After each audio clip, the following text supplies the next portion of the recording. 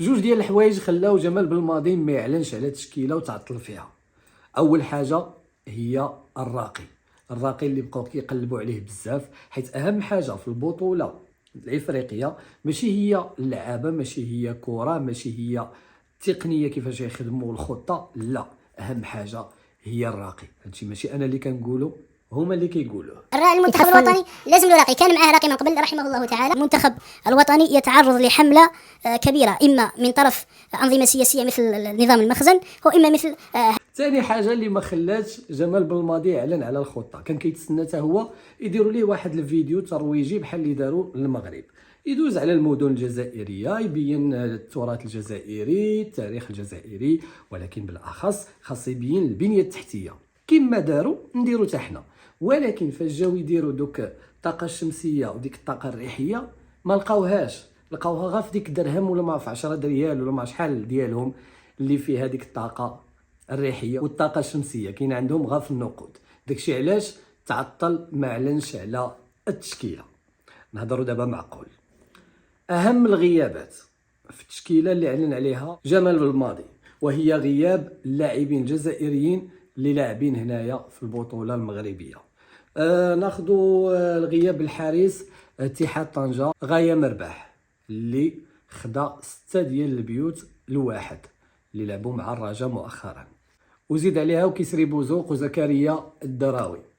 هادو الناس اللي لاعبين هنا في المغرب ما عيطش ليهم، ولكن ما عيطش لواحد اللي دار واحد الجدل كبير مع بالماضي مؤخرا، وهو بالرحمه. بالرحمه اللي كانوا تشادوا، عقلتوا على ديك المشاده اللي شدوا وياه، هذاك ما عيطش ليه. واخا جمال بالماضي ما عندوش ديك باك صاحبي وما عندوش مع داك الشيء ديال لا انت ما عنديش معاك ما نجيبكش، نجيب غير هادوك، ولكن دارها هاد المره. هاد المره ما عيطش لبالرحمه. علاش؟ حيت تشاد هو وياه وما بغاش يتعاود نفس المشكل في كاس افريقيا ويتشد عاوتاني الاعلام كلشي يبقى حاط عينه عليه، قال اللهم ما نجيبوش. ولكن بالماضي خدم بعقله. شنو دار بالماضي يا سيدي؟ مشى قال شنو غادي ندير؟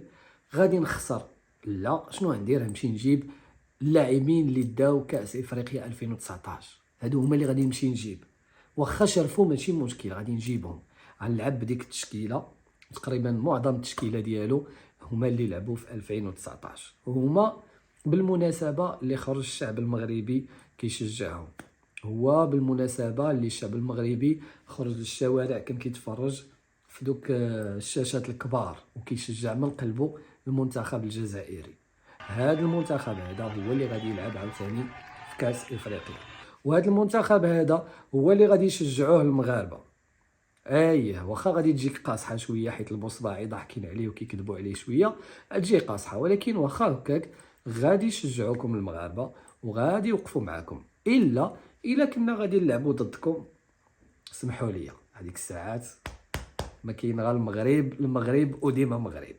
اما الا كنتو لاعبين مع شي فرقه واحده اخرى، انا شخصيا بعدا كنهضر على راسي غادي نشجع الفريق الجزائري، حيت هادشي اللي بيناتنا ماشي ديال الكره، ماشي ديال الجليج والقفطان هادشي اللي بيناتنا راكم عارفين. النظام الجزائري كيدخل شي حاجه اللي ما كتعنيش، كيمول واحد العصابه باش يدخل ليا في الوحده الترابيه ديال بلادي. ما كنتفاهموش في هذا الشيء هذا. اما كره احنا معكم.